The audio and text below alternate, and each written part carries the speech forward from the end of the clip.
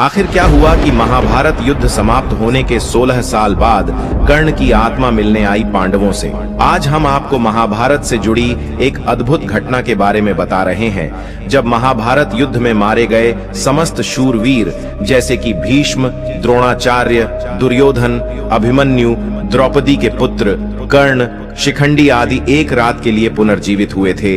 यह घटना महाभारत युद्ध खत्म होने के 16 साल बाद घटित हुई थी। दोस्तों, युद्ध में एक ओर कृष्ण थे तो दूसरी ओर कर्ण। कर्ण दुर्योधन के तो कृष्ण अर्जुन के दोस्त थे। यदि युद्ध में कर्ण को असहाय स्थिति में देखकर नहीं मारा जाता तो अर्जुन की क्षमता नहीं थी कि वे कर्ण को मार देते। कृष्ण की नीति के तहत ही कर्ण का विवाह द्रौपदी से होने से रोक दिया। कृष्ण ने ही अपनी नीति से उनके कवच कुंडल, हथियाएं और इंद्र द्वारा दिया गया एकमात्र अचूक अमोघ अस्त्र जो वह अर्जुन पर चलाना चाहता था, वह घटोत्कच पर चलवाया गया। इस तरह हम देखते हैं कि युद्ध के पहले से ही कर्ण और कृष्ण के बीच युद्ध चलता रहा था। वो कृष्ण ही थे जिन्होंने ऐन वक्त पर नीति के तहत ही कर्ण को यह बताया था कि कुंती तुम्हारी मां है। लेकिन युधिष्ठिर और अर्जुन को इस बात का झांक नहीं था कि कर्ण हमारा बड़ा भाई है।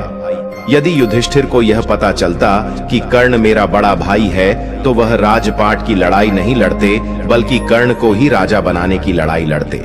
दोस्तों, राजा बनने के पश्चात हस्तिनापुर में युधिष्ठिर धर्म व न्याय पूर्वक शासन करने लगे। युधिष्ठिर प्रतिदिन धृतराष्ट्र व गांधारी का आशीर्वाद लेने के बाद ही अन्य काम करते थे।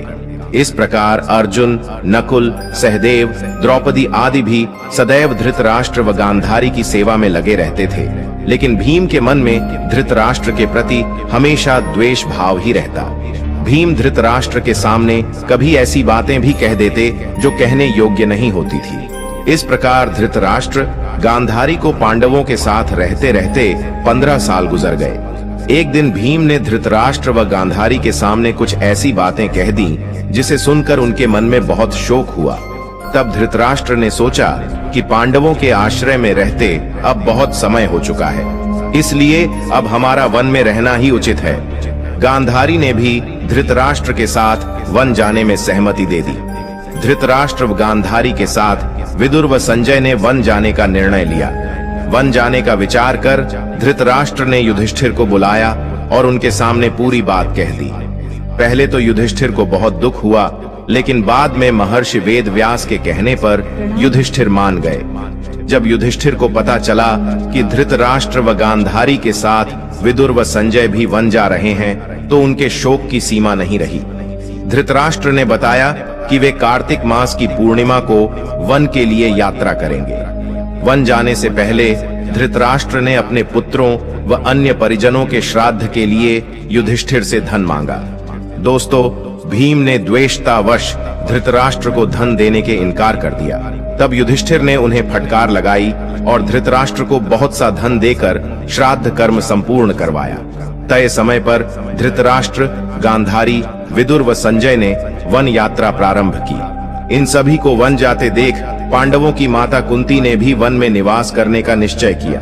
पांडवों ने उन्हें समझाने का बहुत प्रयास किया, लेकिन कुंती भी धृतराष्ट्र और गांधारी के साथ वन चली गईं। धृतराष्ट्र आदि ने पहली रात गंगा नदी के तट पर व्यतीत की। कुछ दिन वहां रुकने के बाद धृतराष्ट्र, गांधारी, कुंती, विदुर व संजय कुरुक्षेत्र आ गए। यहाँ महर्षि वेदव्यास से वनवास की दीक्षा लेकर ये सभी महर्षि सत्युग के आश्रम में निवास करने लगे।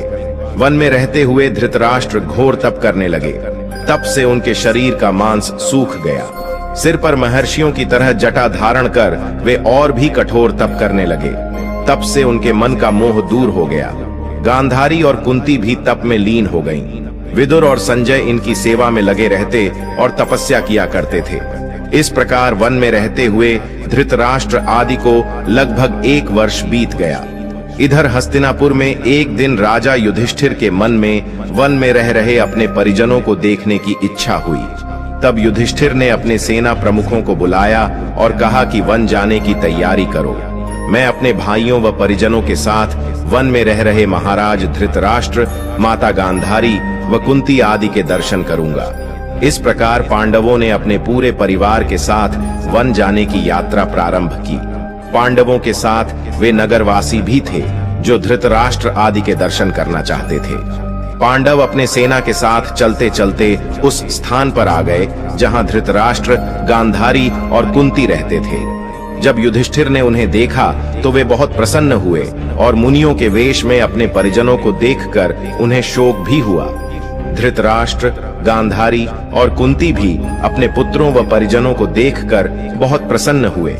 जब युधिष्ठिर ने वहां विदुर जी को नहीं देखा तो धृतराष्ट्र से उनके बारे में पूछा। धृतराष्ट्र ने बताया कि वे कठोर तप कर रहे हैं। तभी युधिष्ठिर को विदुर उसी ओर आते हुए दिखाई दिए, लेकिन आश्रम में इतने सारे लोगों को देखकर विदुर जी पुनः लौट गए। दोस्तों, युधिष्ठिर उनसे मिलने के लिए पीछे पीछे दौड़े।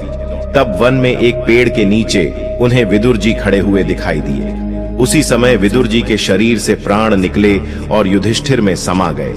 जब युधिष्ठिर ने देखा कि विदुर जी के शरीर में प्राण नहीं है तो उन्होंने उनका दाह संस्कार करने का निर्णय लिया।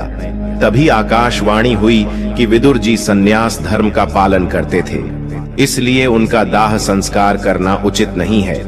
यह बात युधिष्ठिर ने आकर महाराज धृतराष्ट्र को बताई। युधिष्ठिर के मुख से यह बात सुनकर सभी को आश्चर्य हुआ। युधिष्ठिर आदि ने वह रात वन में ही बिताई।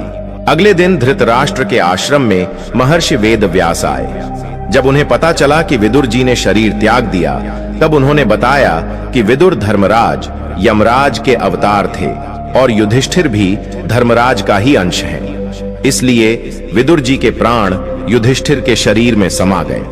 महर्षि वेदव्यास ने धृतराष्ट्र, गांधारी और कुंती से कहा कि आज मैं तुम्हें अपनी तपस्या का प्रभाव दिखाऊंगा। तुम्हारी जो इच्छा हो वह मांग लो। तब धृतराष्ट्र व गांधारी ने युद्ध में मृत अपने पुत्रों तथा कुंती ने कर्ण को देखने की इच्छा प्रकट की। द्रौपदी आदि ने कहा कि वह भी अपने परिजनों को देखना चाहते हैं। महर्षि वेदव्यास ने कहा कि ऐसा ही होगा। युद्ध में मारे गए जितने भी वीर हैं उन्हें आज रात तुम सभी देख पाओगे। ऐसा कहकर महर्षि वेदव्यास ने सभी को गंगा तट पर चलने के लिए कहा। महर्षि वेदव्यास के कहने पर सभी गंगा तट पर एकत्रित हो गए और रात होने का इंतजार करने लगे। रात होने पर महर्षि वेदव्यास ने गंगा नदी में प्रवेश किया और पांडव व कौरव पक्ष के सभी मृत योद्धाओं का आवाहन किया।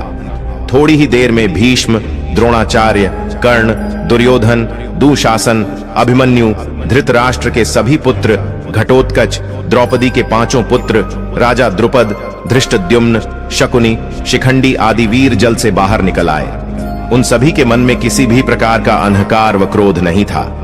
महर्षि वेदव्यास ने धृतराष्ट्र व गांधारी को दिव्य नेत्र प्रदान किए।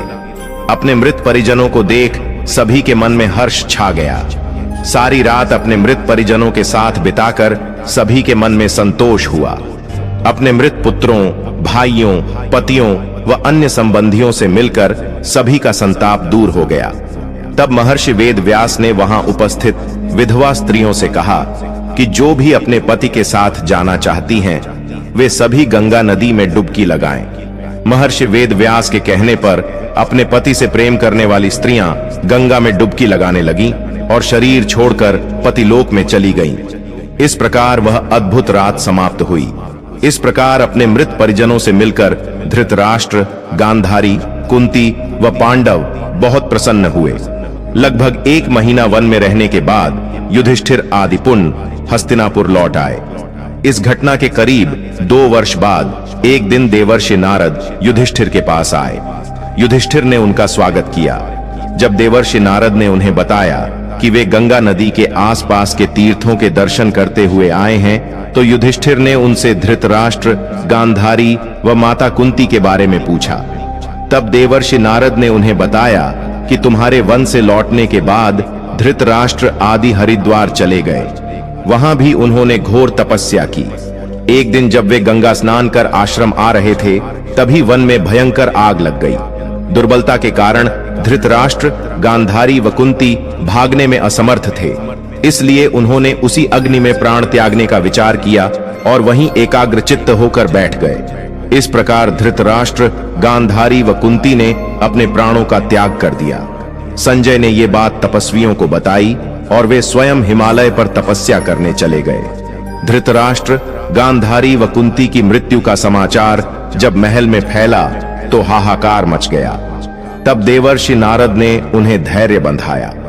युधिष्ठिर ने विधि पूर्वक सभी का श्राद्ध कर्म करवाया और दान दक्षिणा देकर उनकी आत्मा की शांति के लिए अंतिम संस्कार किए।